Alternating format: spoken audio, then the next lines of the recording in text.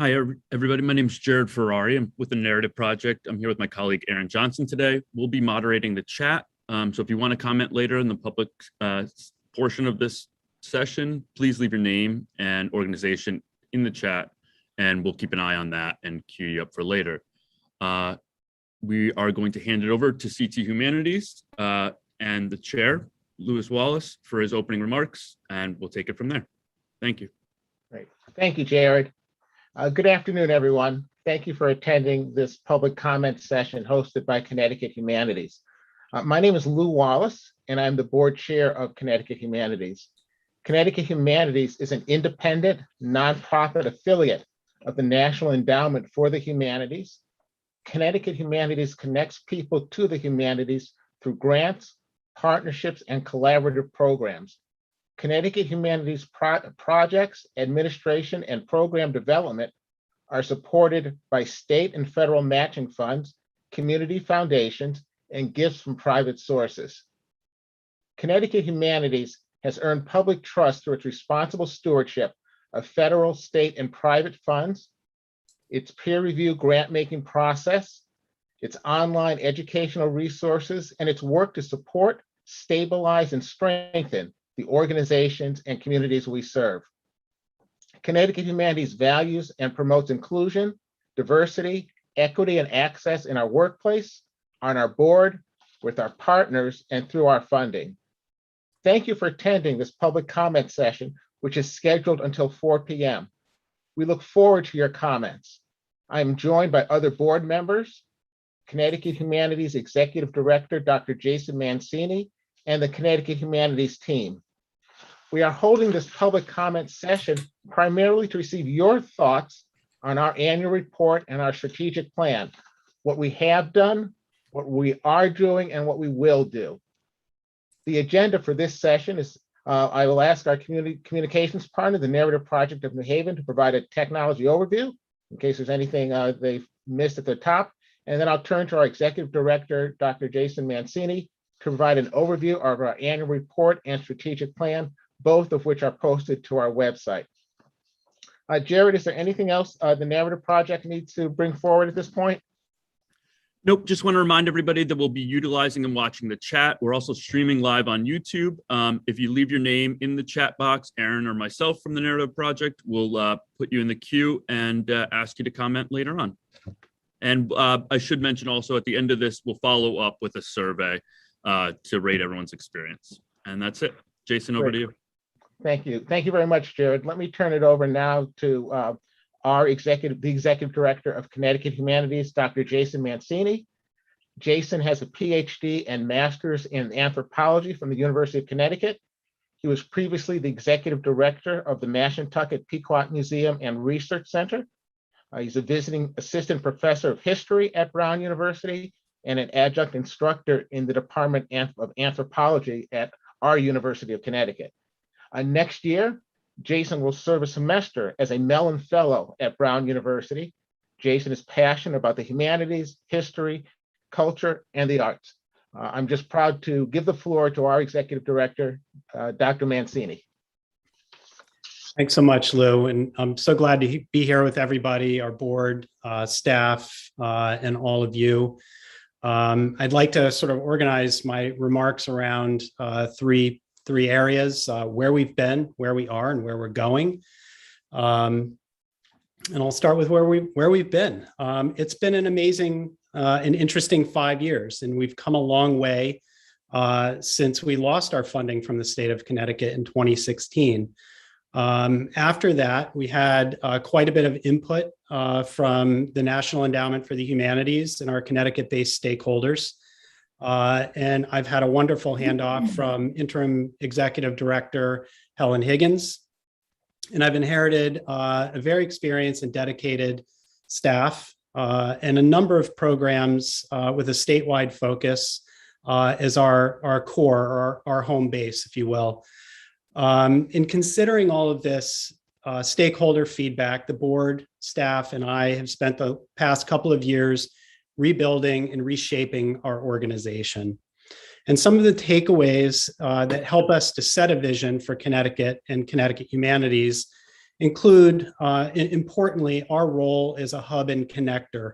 And in the humanities world, I think I began my interview process with the organization really articulating a vision for being the hub of Connecticut's knowledge economy. And I see that as a very important role for us, connecting the production of knowledge in the colleges and universities with the consumption of knowledge in our public spaces. In that, we also have an important role as a shaper of our humanities sector and a convener, bringing organizations and people together in our public spaces to talk about issues and things that matter to our human condition and to those issues in our state. Other takeaways include the fact that Connecticut has a very rich and dense cultural landscape. Some organizations supported better than others. Our stakeholders did not want us to compete with programs and projects. And then finally, that we should be thinking about statewide humanities projects and fund various statewide focused partners. We have in our strategic planning process articulated 4 core pillars of our operation. One is probably our best recognized, our grant making. We also have a number of digital projects, including ConnecticutHistory.org and Teach It, which is curriculum prompts for educators. And through these sites, we have over 1 million visitors a year. We've also continued to work with partners in capacity building. We have a capacity lab now. And through that, we work to implement STEPS, which is a project of the American Association of State and Local History, and looking at various ways of implementing museum professionalization and humanities maker spaces. And then finally, our advocacy pillar, doing our very best to act on behalf of humanities in our state and the organizations we serve. A quick overview of our strategic plan is you have access to it online. I'll just hit some highlights, but we began our strategic planning process at the very beginning of the pandemic. And we all know how that's really affected all of us. It forced us to think critically about our role in the state and to be resourceful and resilient and what that means to all of our constituents.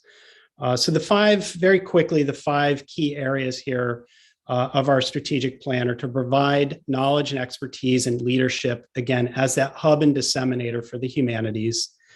The second is to take innovative approaches to helping humanities organizations.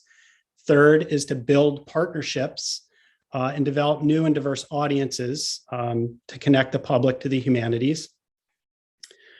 Fourth is asserting a coherent vision for and a compelling case for supporting the humanities, something that is very exciting now. I'll get into that shortly. And then finally, our own accountability to our organization, to the legislature, and to all of you. And we'll be doing a number of report outs over the course of the year, and our strategic plan. Our annual report is one of those areas where you'll see a regular reporting out and through various communications. So where we are, we take our work very seriously and always with our end users, you, in mind. And again, that hub and connector, shaper and convener role is really where we found a comfort zone.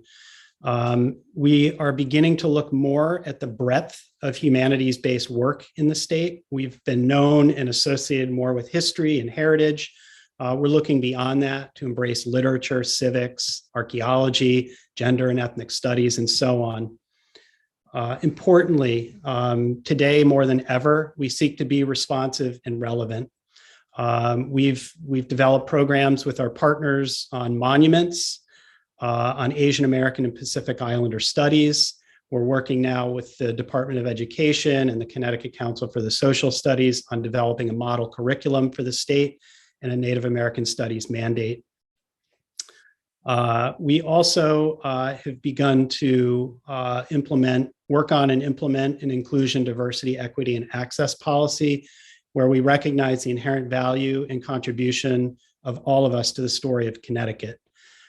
We are expanding access and working within the cultural context of our diverse communities. And more than that, we practice IDEA, inclusion, diversity, equity, and access within our staff and board, in our partnerships, and through our funding. Over the past year, COVID has impacted our state in a significant way, and we've responded to that. And in doing so, we have set the seeds of a very special partnership with the Connecticut Office of the Arts and my colleague and friend Liz Shapiro on developing a new public-private partnership that seeks to advance the cultural arena of our state. And we've spent some time surveying the sector multiple times through some of our partners. And over the course of the past year, we've been able to infuse quite a bit of funding into the state through the CARES Act funding dedicated through the National Endowment for the Humanities, as well as the state of Connecticut, and now the American Rescue Plan. We've partnered with the Office of the Arts to secure funding and allocate that funding to BIPOC organizations. We are working now with the state DECD and Office of the Arts to bring an initial round of funding. We did work this past December to bring funding to the state's largest museums. And we there worked with museum leaders and legislators on various forms of advocacy, all resulting in $1.5 million of awards going to 50 of our largest museums. The success of that was a signpost for us in our work with the Office of the Arts, and we continued that with a continued funding implementing a project by Governor Lamont with $15 million of American Rescue Plan for Summer at the Museum. Kids are free. And in the midst of all of this as well, we were making some legislative inroads to push for increased funding to the entire cultural sector, and building on a lot of groundwork that was laid by the Office of the Arts and the designated regional service organizations, legislators who were very supportive of arts, culture, and tourism, as well as the governor and all of you. So this has been our path to $30.7 million in our recent award in June. So where are we going? We see the value of every one of the organizations we represent. They all make Connecticut a better place to live, to work, and to play or experience. We are here to support them. We will connect them. We will share their story. We will be their champion. By Christmas this year, we will be putting $16 million of operating support out into these organizations, arts and humanities organizations. We currently have over 350 applicants to this pool. We expect significantly more as we head towards the deadline. As we put this proposal together to the Appropriations Committee, the focus was on 2 years of operating support, IT support in building a digital infrastructure for the state, as well as connecting our K-12 educators and students with our cultural organizations. An additional $3 million of support will go to statewide partners, including the DRSOs, our partnership with the Connecticut League of History Organizations and their associate, the Connecticut Conservation Connection, the Connecticut Democracy Center, which hosts the programs Connecticut Kid Governor and Connecticut History Day, and the Connecticut Cultural Heritage Arts Program. These are 3 programs we'll be funding immediately. We have other statewide partners inbound, but we also have a number of projects that are important to us and that are of value to the state, including the Connecticut Collections Alliance, which is a consortium of organizations focused on statewide collections management, access, and preservation. we have seeded the Connecticut Oral History Collective, and we are currently working on a project called Connecticut Sites of Conscience in partnership with the International Coalition of Sites of Conscience. Our next 2 years will be extraordinary in many ways, but we're really looking out at the next 5 years and more. And along the way, we have some anniversaries. In 2024, Connecticut Humanities will be 50. Our 50th year of operation, we have a lot to celebrate, and we want to do that with you. And as many of you know, July 4th, 2026 is the birth of our nation. And we look to play a central role in shaping Connecticut's future and our civic health through programming and partnerships as we all celebrate America 250. We have as much to look back on as we look forward to as we build a more perfect union. I want to thank Lou and the Connecticut Humanities Board, the staff, and all of you, our partners who are in attendance tonight, whose input and comments will help us continue to shape Connecticut Humanities into the future. Thank you.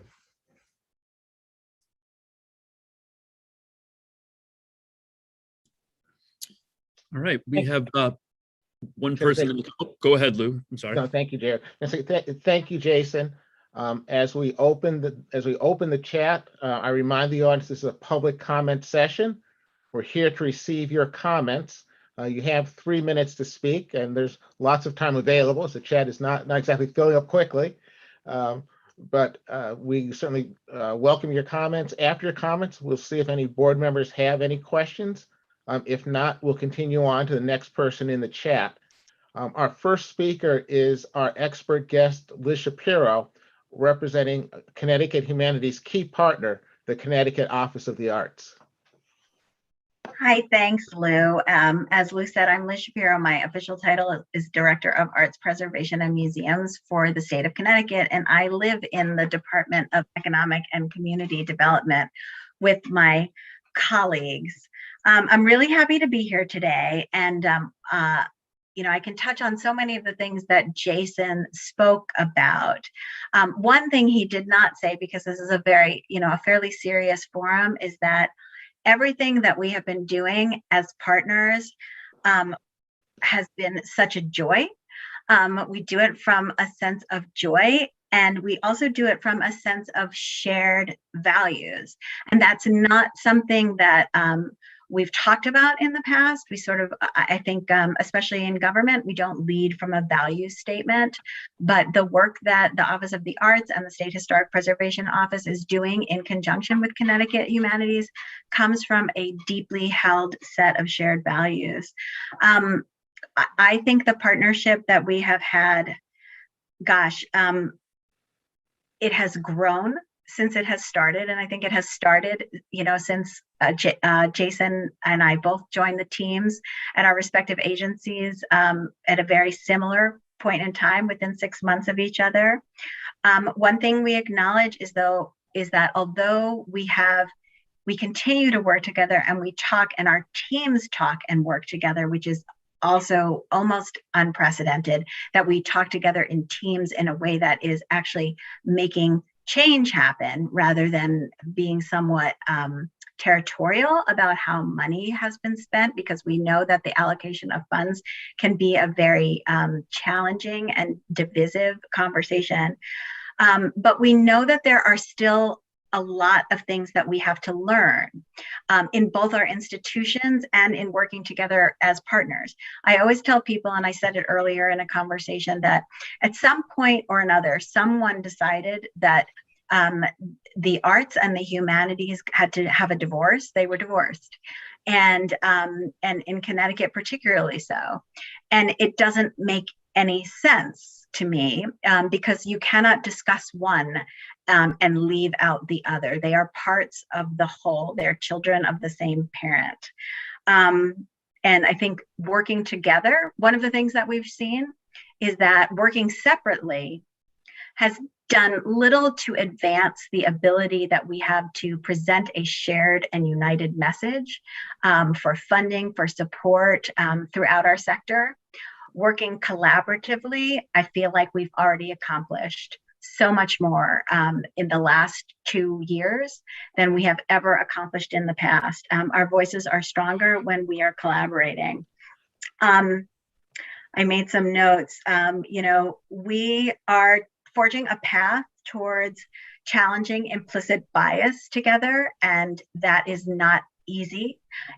We have to confront that in our own organizations, and we confront that in the way our government is structured. We are challenging the ways that funding has been done in the past. And again, this is a path.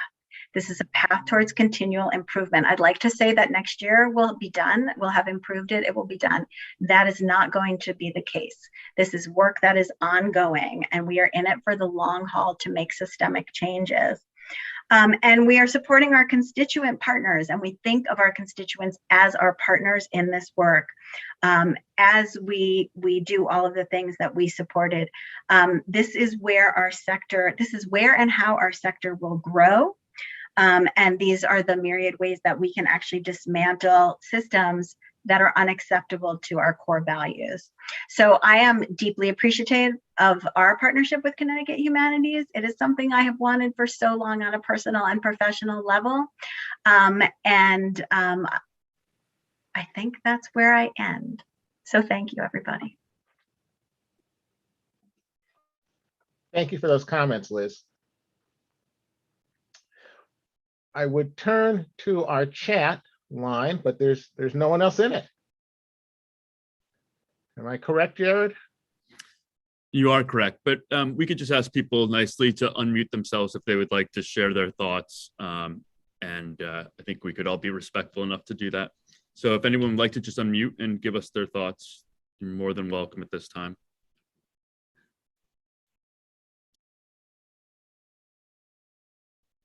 I would say don't be shy. It may look imposing to see 50 plus people or so, but many of us are board members, staff of CTH. And so I don't want to pick on anyone, but I saw Howard Lasser from Brookfield out there. I would welcome his remarks. Saw someone from Norwalk, I thought, would welcome her remarks.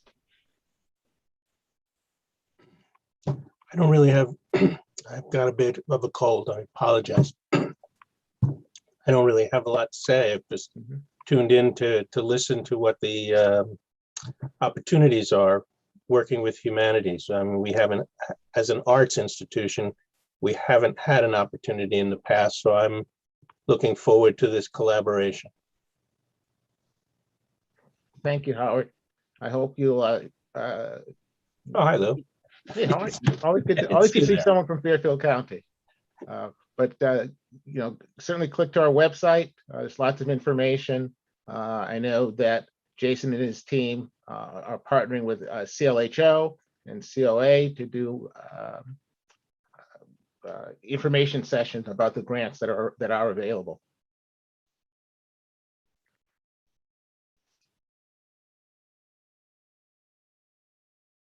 Is there anyone else?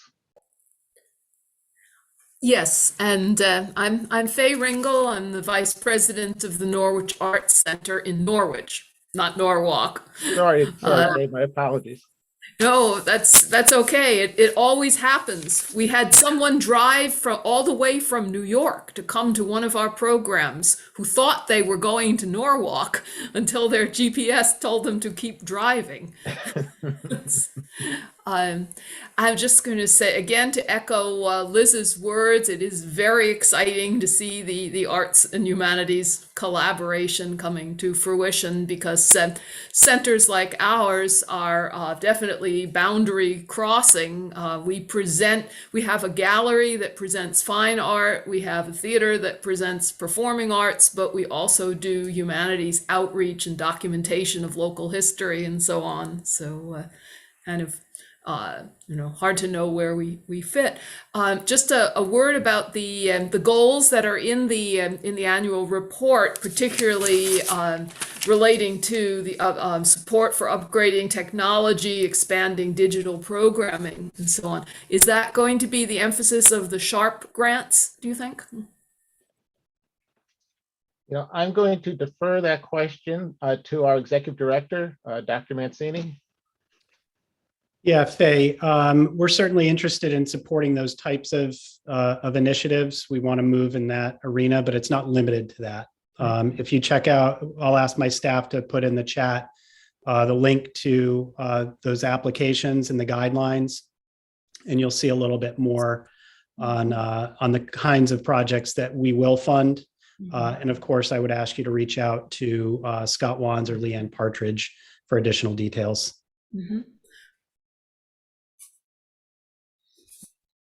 Okay, thank you. Thank you. Thank you for speaking up, Faye. Is there anyone else who'd love to hear your thoughts, comments, impressions?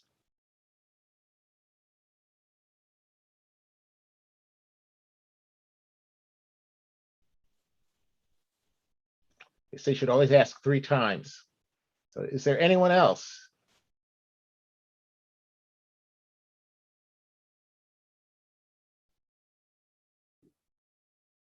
Hey, everybody. Hello, Daniel. Thanks for having this and thanks for having us. Yes, I'm Daniel, he, him from the Arts Council of Greater New Haven. And yeah, I was listening as well, and I read a little bit of the materials beforehand. And I guess just like a reflection on the past, y'all have some of the harder grant applications in the state. There was a time where we stopped referring organizations, both arts and humanities organizations, from pursuing opportunities because it takes so much time. Again, sort of the cost analysis, right? You're looking to do a project that costs $3,000.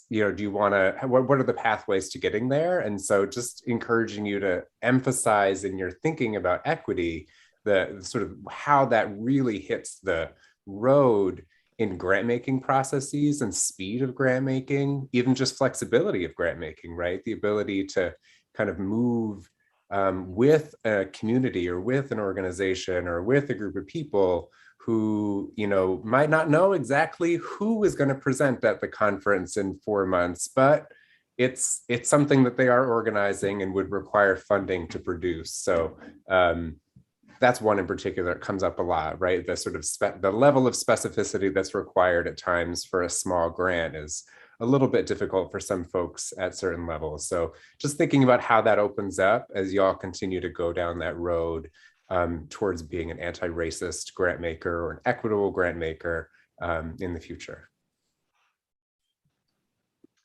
Daniel, thank you for those comments. I know that, and not as a retort, but just to inform anyone who's on the call, again, I'll speak to our executive director because I know that is something we have heard, and I know we have made some improvements over the years, and perhaps documenting, maybe highlight, and of course, there's more work to do. I think Liz said continuous improvement. Absolutely. We certainly look to streamline the process. Quick grants are probably our most streamlined grant outside of the new cultural fund operating support grants, which we've really tried to pull back on the nature and extent of questions so that we can really eliminate all barriers to entry for organizations. Our goal is to really collect as much information so we can continue making arguments for ongoing funding. Thank you. Is there anyone else?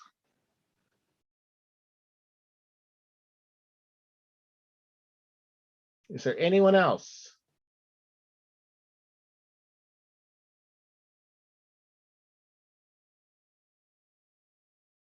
Is there anyone else?